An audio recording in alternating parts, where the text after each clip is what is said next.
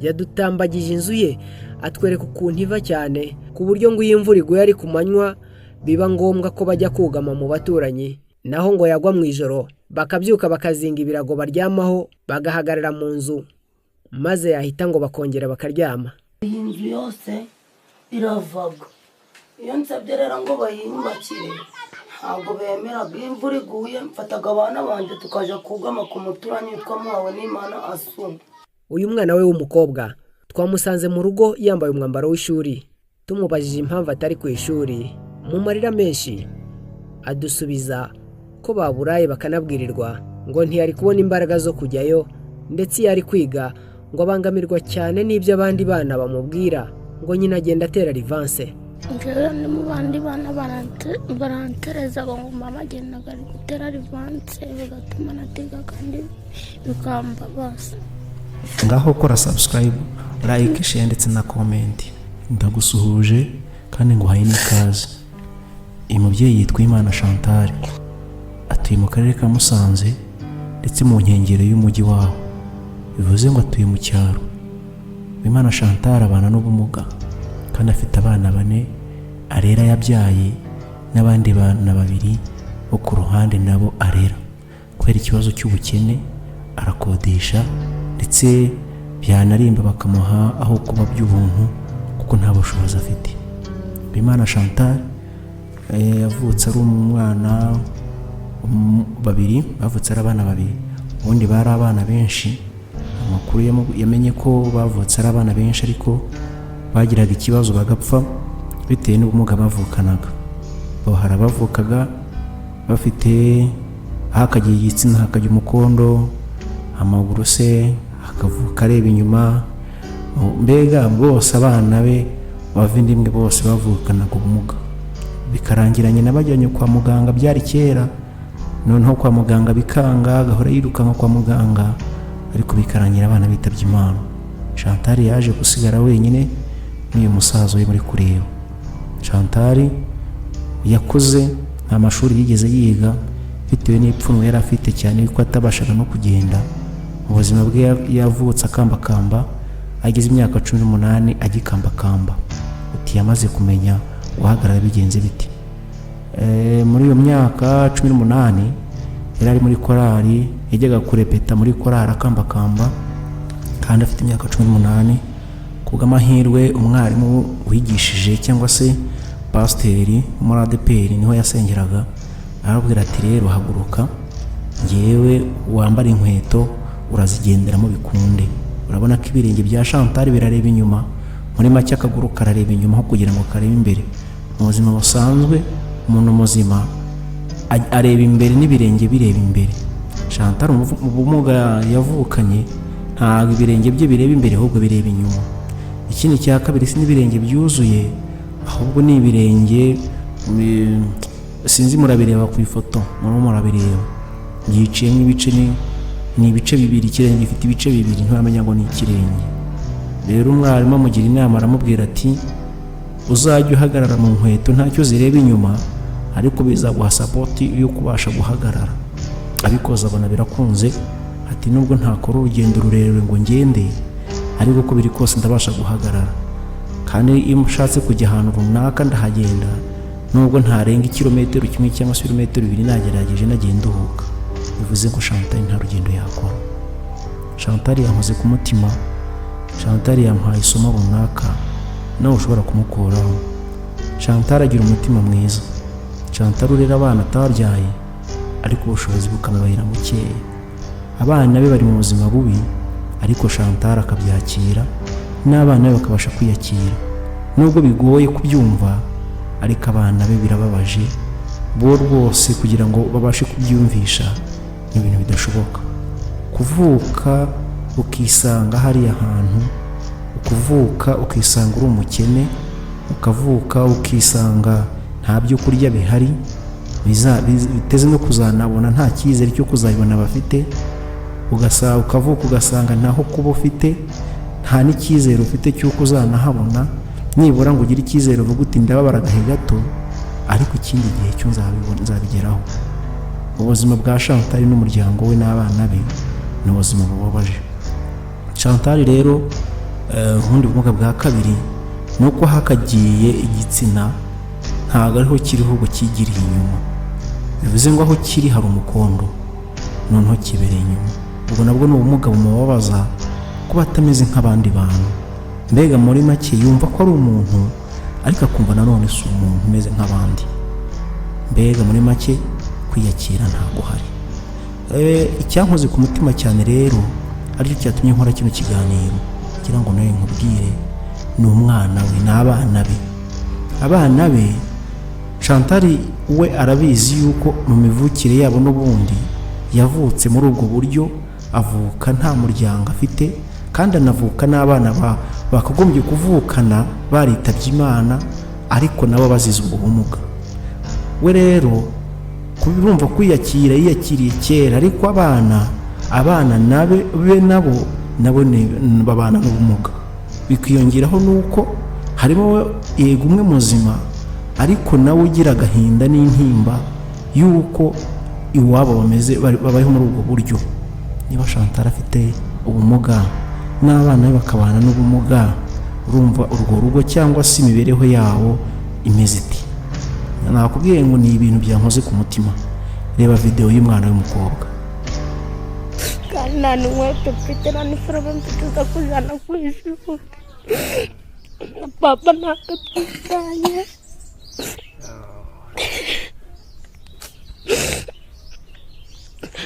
Ihangane sha,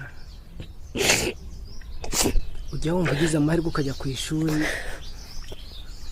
amasomo yawe ukayiga ukayarangiza, wifuza kuzaba iki? Wumva nuramuka urangije amashuri yawe yose uko ubisabwa, wifuza kuzaba iki? Kuzaba iki? Hari ushaka kuzaba umuganga, undi ashaka kuzaba umuminisitiri, umudepite, umwarimu, umupilote, umusirikare, umupolisi. Wowe wumva wifuza kuzaba iki? Uyu mwana w'umukobwa ariga, ajya ku ishuri, ariko ikintu cyambabaje ngira ngo nkubwire ni uko aho ku ishuri, iyo ari ku ishuri we ntabwo yisanisha n'abandi banyeshuri. Muri make bamufata nk'umwana w'umukene muri icyo kigo, kuko bamucyurira ko nyina ni no kumucyurira nyina atunzwe no gusabiriza, asaba ifunguro ry'umunsi, asaba ibijumba, asaba ibyo yateka kugira ngo atekere abana. Muri make dukunze kubona abantu ku mihanda basaba, buriya iyo asaba cyane cyane babana n'ubumuga, niba nta maguru afite, niba nta maboko afite, niba atabona, abantu dukunze guhura nabo. Uyu mubyeyi nawe ajya gusaba nk'udafite ubushobozi bwo gukora.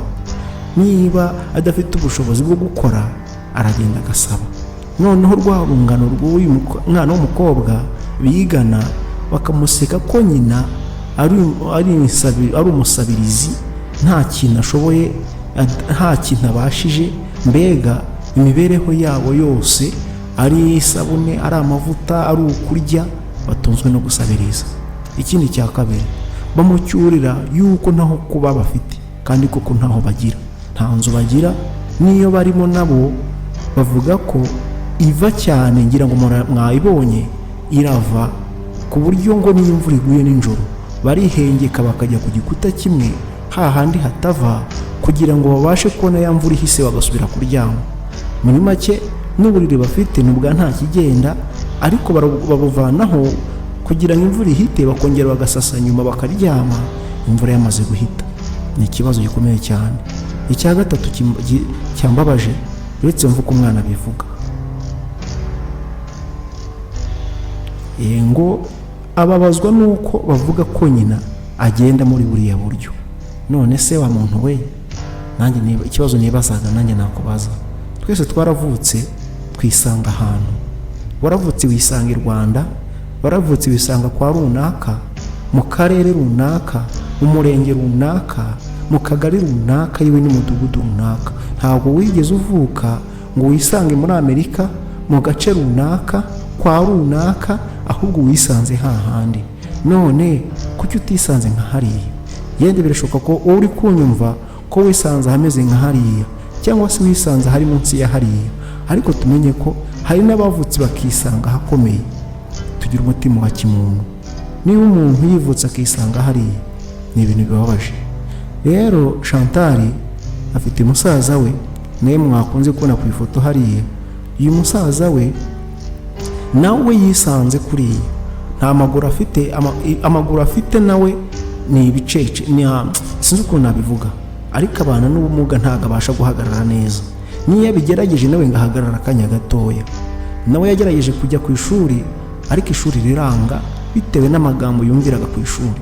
muri make ibikomere nibyo bituma batarabashaga kwiga, ibyo bahoraga nabyo nibyo byatumaga batabasha kwiga.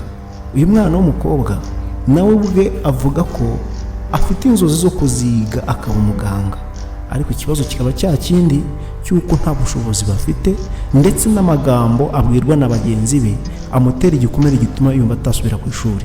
wibuke ko uyu mwana w'umuhungu yavuye mu ishuri kubera amagambo yasangaga mu ishuri cyangwa se bamubwiraga. uyu mwana w'umukobwa nawe ku ishuri ajyayo, ariko kuko nta kundi yabigenza, ubundi nawe yakarivuyemo kuko nta bushobozi n'amagambo n'ibikomere n'iki. muri make ubuzima buragoye, ariko ubuzima bwo kwa Chantal ngo buragoye pe. Chantal yabashije kwiyakira kubw'imibereho yabo, ariko afite ikibazo cy'uko yabo abugize amahirwe. muri make wasaba Imana kubona ahantu yaba, ubundi agasaba Imana no kubona ibitunga umuryango. muri make ntaho kuba afite, nta niwe agira, ndetse n'abana ari kurera. niba Chantal yaragize umutima wo kurera abana batarabe, bigakubitana n'ibibazo yifitiye, bikahuriraho no gutaka kw'abana be, none wa muntu Chantal atagira umutima ni hehe? ko twihangana, uriya we yihangana bingana iki? niba abasha kumva abana batarabe barira kubera inzara, bakabyuka bagahagarara kubera imvura, bakajya kwishyura inzu badafite ubukode bwo kwishyura, abirwanira abana batarabe, none utekereza ko agahinda k'abana bikamugera hehe? ikindi cya kabiri, niba Chantal ababara akajya ahantu bakamuseka kuko nta bushobozi afite, agatega ibiganza ari muri wamfunguriye, ndetse ashaka n'ubukode bw'ahantu yaba, none umwana we iyo avuye ku ishuri bamuserereza bamuseka, yagaruka akajya mu rugo akabibwira nyina urumva yamusubiza ngo iki? niba umwana avuye ku ishuri ati ma, ku ishuri banserereje ngo dutunzwe no gusabiriza, ku ishuri banserereje ngo dutunzwe no gutega amaboko, kandi tubana n'ubumuga nta buzima dufite twese, none urumva umubyeyi yamusubiza iki? umubyeyi yamusubiza ngo iki koko? ko abantu wenda bihangana, uriya mubyeyi yasubiza guca umwana we. umubyeyi afite ubumuga butamworoheye kandi bubabaza, kandi ubumuga nawe ubwe bumutera isoni, ariko cyane cyane bikagira ingaruka ku mwana. umwana we urumva yakwiyakira gute? tugira umutima ukunda, kandi tugira umutima uca bugufi. reka twe kureba umuntu ngo tumubonemo ubunenge runaka atari wabwiteye. nakunze kubabaza ngo niba warisanze kwa runaka utaravukiye nka hariya, ari nk'ibyago ugize ukisanga uvukiye muri ruriya rugo, cyangwa se ari n'undi ruri munsi yarwo, weho wakwikoraho iki? uyu muhungu musaza wa Chantal we yavuze ati jyewe mu buzima ndimo ndabuzi, nanjye nuko nisanze, ntabwo ari igihe wabyiteye, ubu niko Imana yabishatse. ariko ikibazo mfite ni iki ngiki, nuko umwana w'umuhungu yavuze, ikibazo mfite ni uko mu minsi iri imbere, ubu ndimo ndagendamo umusore, mu minsi iri imbere nanjye nzubaka ngira urugo rwanjye, ariko se njye nzabikura hehe ko ntafite ubushobozi bwo kubigeraho? muri make nawe ubwo azi yuko nta bushobozi yagira, nta n'ubwo azanagira, nta n'icyizere cyabo azagira. nicyo kintu kinababaza. niba hari umuntu wiyumva uko ari akiyakira uko ari, ariko yatekereza ibiri imbere akumva nibyo bibi kurusha uko ari ako kanya. niba uriya muhungu avuga ati jye ishuri ryarananiye, naraniyakiriye uko nguko, ariko se ubu mu minsi iri imbere nzaba hehe? ese nanjye nzirirwa nirukanka nk'uko nguko uyu mubyeyi yirukanka? ese nzatungwa n'iki? kuko arimo aravana isomo kumurera, kuko nawe arimo arabona nta bushobozi afite bwamurera, nawe agahita atekereza mu minsi iri imbere ukuntu azagira ubushobozi bwazamutunga. aba bantu bafite ubwenge babana n'ubumuga, ariko bafite umutwe hazima. wari ubizi? bafite umutwe hazima, bafite n'ubwenge pe, ariko kubana n'ubumuga ngo bakore icyo kibazo. aba bantu barababaje. uyu muhungu ati rero ikibazo nagira ni ahantu nzaba, kuko ndahangaha ndabona bikomeye, nanjye bishobora kuzankomerana ubutaha. Niyo mpamvu n'umukobwa nawe ari kuvuga ati njyewe rwose ndumva nshaka kwiga nkazaba umuganga, muri make akagira ubushobozi nawe ko akazamura iwabo. Ariko ikibazo yagira, ese aramutse arivuyemo we ntiyazahura n'ibyo nyina ari gucamo, nawe akazahura nabyo?